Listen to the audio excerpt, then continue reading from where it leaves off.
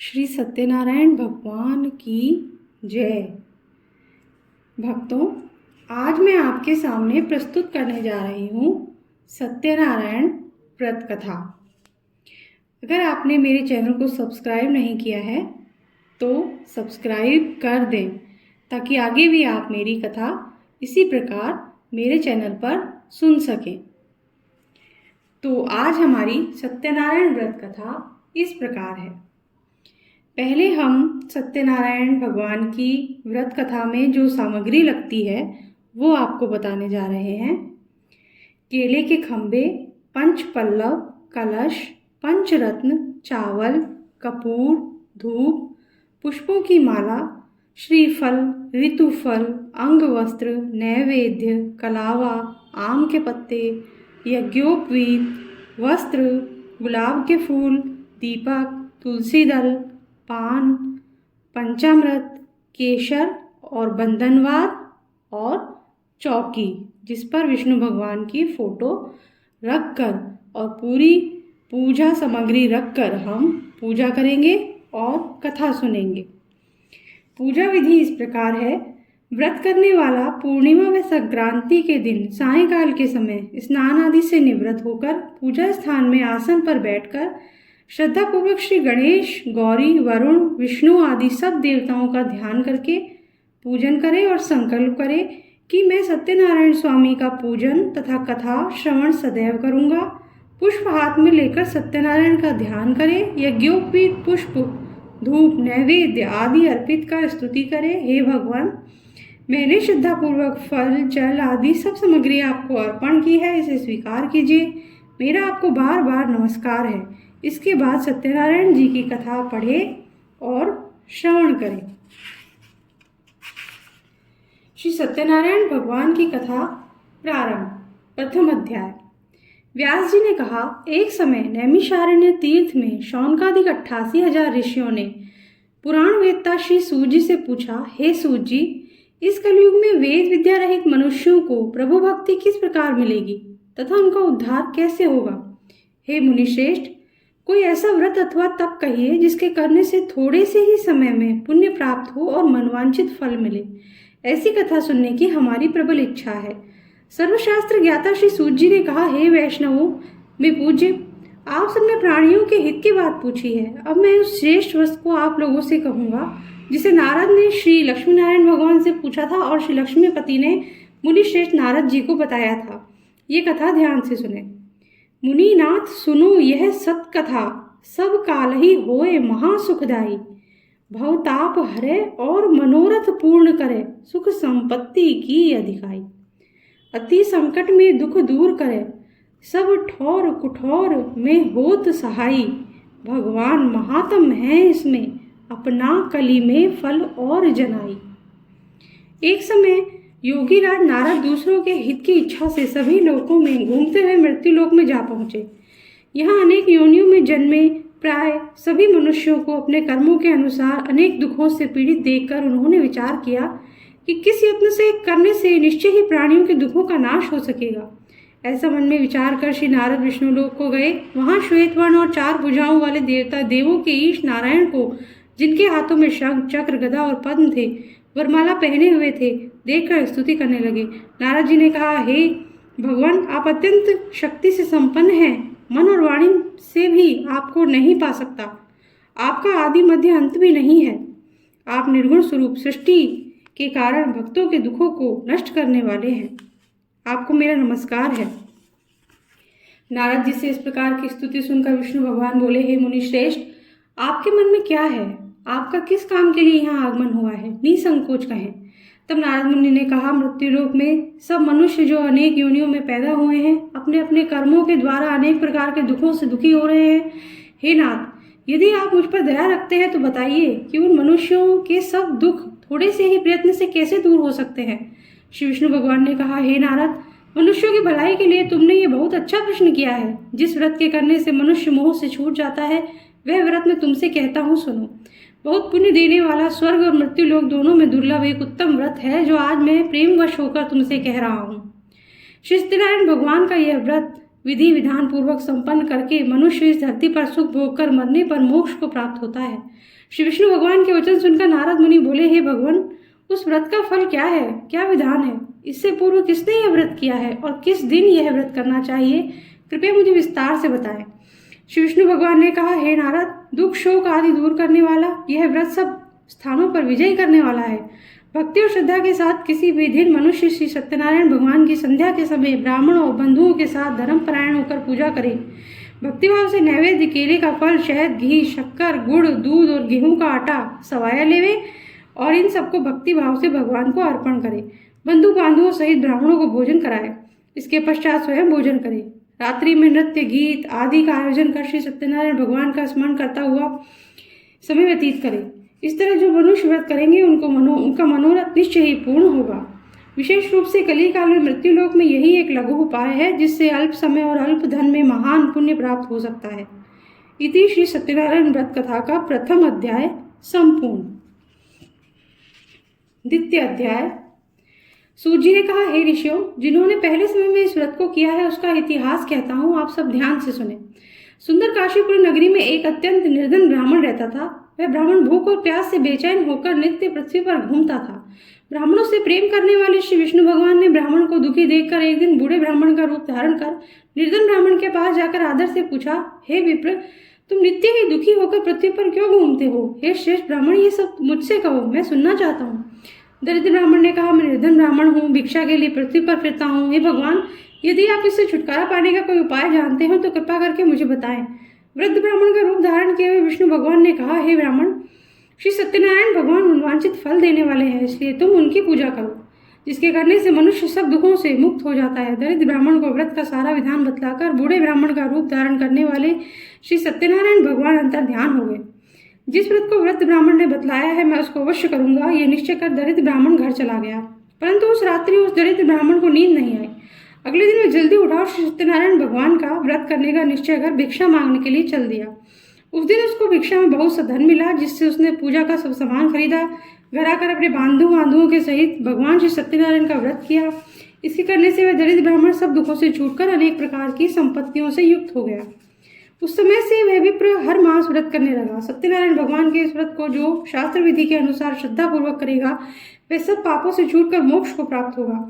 आगे जो मनुष्य पृथ्वी पर श्री सत्यनारायण भगवान का व्रत करेगा वह सब दुखों से छूट जाएगा। इस तरह नारद जी से सत्यनारायण भगवान का कहा हुआ यह व्रत मैंने तुमसे कहा है। हे विप्रो, अब आप और क्या सुनना चाहते हैं, मुझे बताएं। ऋषियों ने कहा, हे मुनीश्वर, संसार में इस विप्र से सुनकर किस किस ने इस व्रत को किया हम सब सुनना चाहते हैं। इसके लिए हमारे मन में श्रद्धा है। श्री सूत जी ने कहा, हे मुनियों, जिस जिस प्राणी ने इस व्रत को किया है उन सबकी कथा सुनो। एक समय में ब्राह्मण धन और ऐश्वर्य के अनुसार बंधु बांधवों के साथ अपने घर पर व्रत कर रहा था। उसी समय एक लकड़ी बेचने वाला बूढ़ा व्यक्ति वहां आया। उसने सिर पर रखा लकड़ियों का गट्ठर बाहर रख दिया और विप्र के मकान में चला गया। प्यास से दुखी लकड़हारे ने विप्र को व्रत करते देखा। वह प्यास और भूल गया।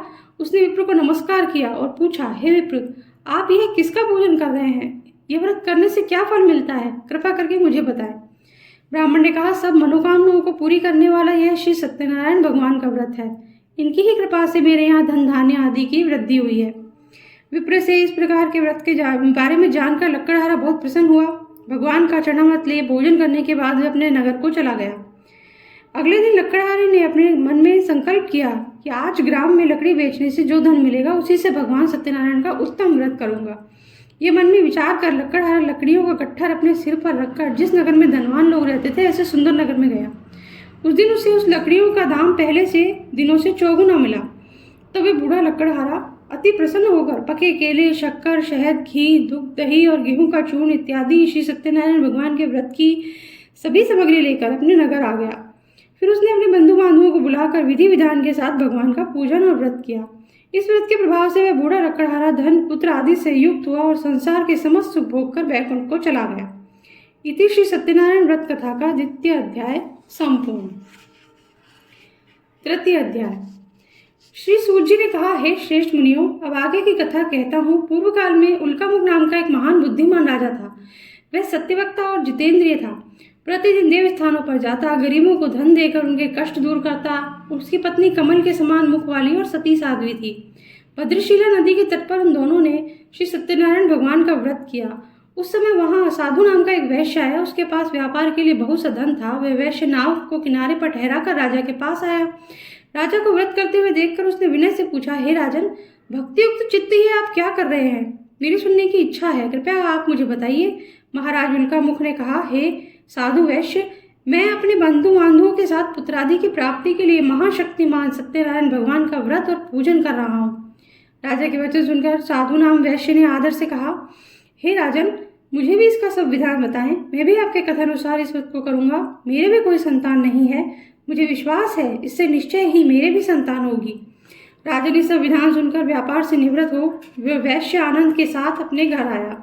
वैश्य ने अपनी पत्नी से संतान देने वाले उस व्रत का समाचार सुनाया और प्रण किया कि जब मेरी संतान होगी तब मैं इस व्रत को करूंगा। साधु ने यह वचन अपनी पत्नी लीलावती से कहे।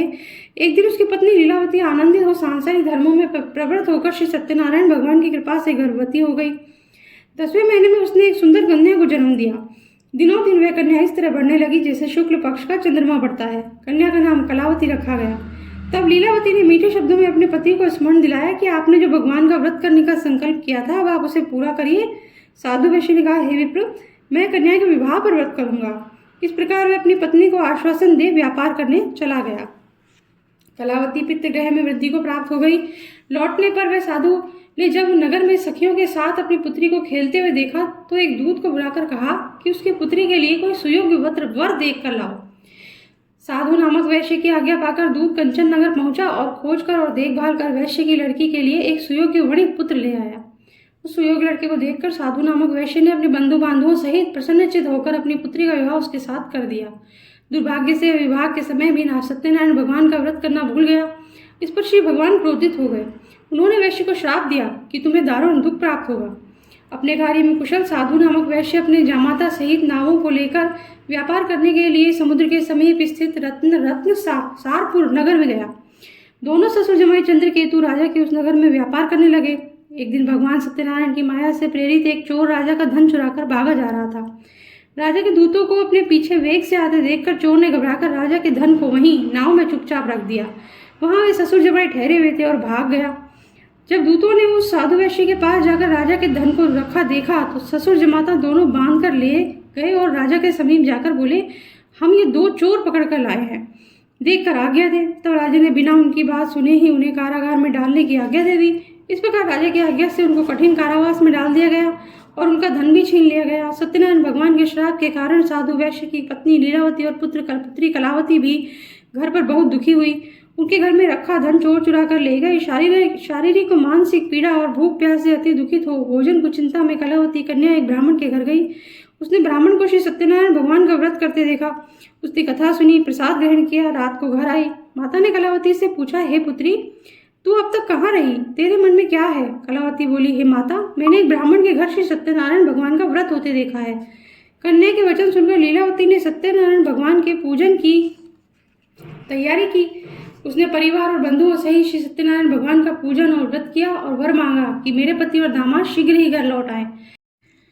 साथ ही प्रार्थना की कि हम सबका अपराध क्षमा करो। श्री सत्यनारायण भगवान इस व्रत से संतुष्ट हो गए। उन्होंने राजा चंद्रकेतु को स्वप्न में दर्शन देकर कहा, हे राजन, जिन दोनों वैश्यों को तुमने बंदी बना रखा है वे निर्दोष हैं, उन्हें प्रातः ही छोड़ दो। उनका सब धन जो तुमने ग्रहण किया है लौटा दो, अन्यथा मैं तेरा धन, राज्य, पुत्र आदि सब नष्ट कर दूंगा। राजा से ऐसे वचन कहकर भगवान अंतर्ध्यान हो गए। प्रातःकाल राजा चंद्रकेतु ने सभा में सबको अपना स्वप्न सुनाया और सैनिकों को आज्ञा दी कि दोनों वणिक पुत्रों को कैद से मुक्त कर दो और सभा में लाओ।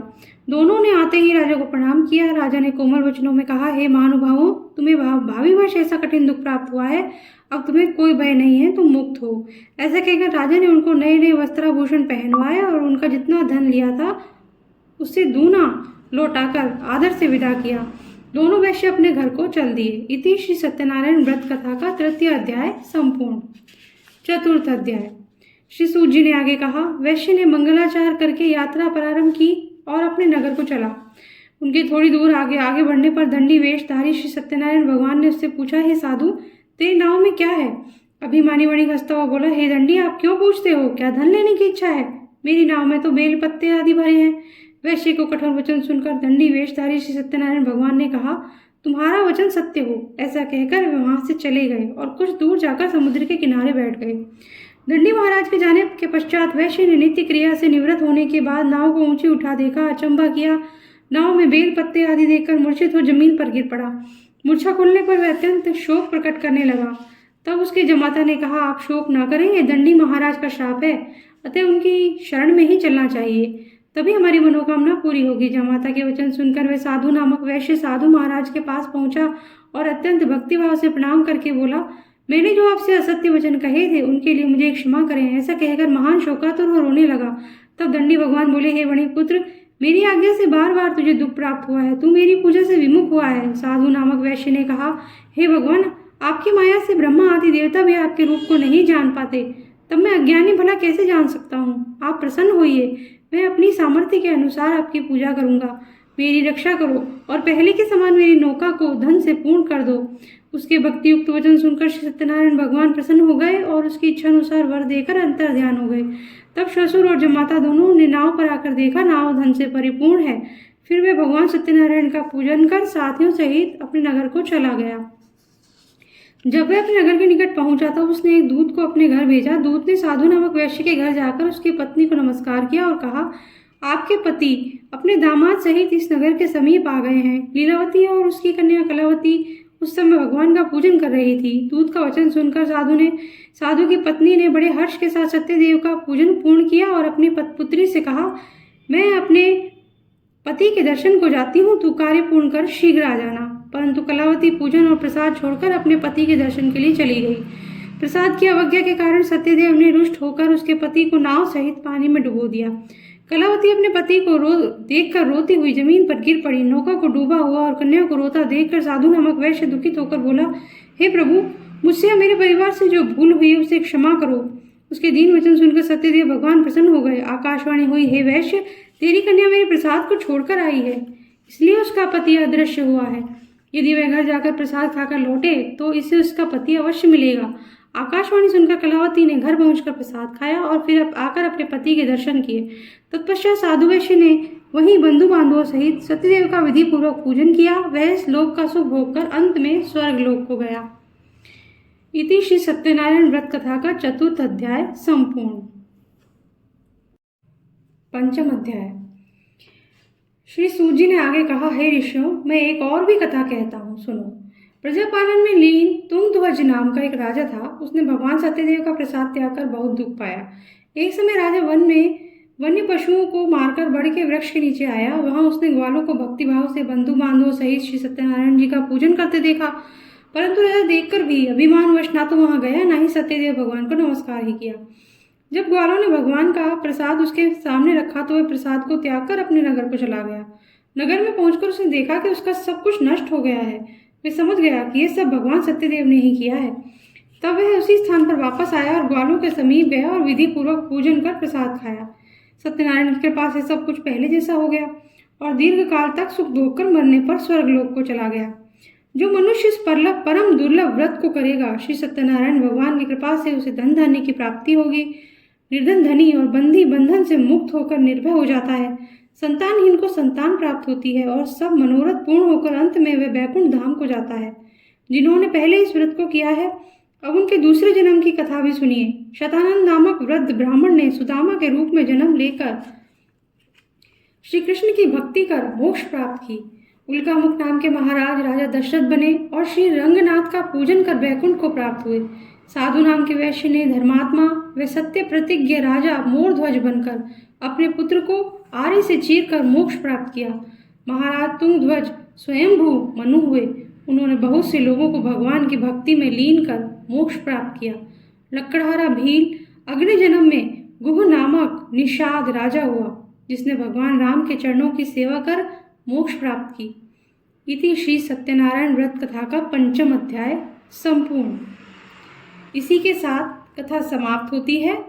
इसके बाद हमने जगदीश जी की आरती दी हुई है, यह आरती आप पढ़ें और सत्यनारायण जी की आरती पढ़ें। ये दोनों आरती आप पढ़ें।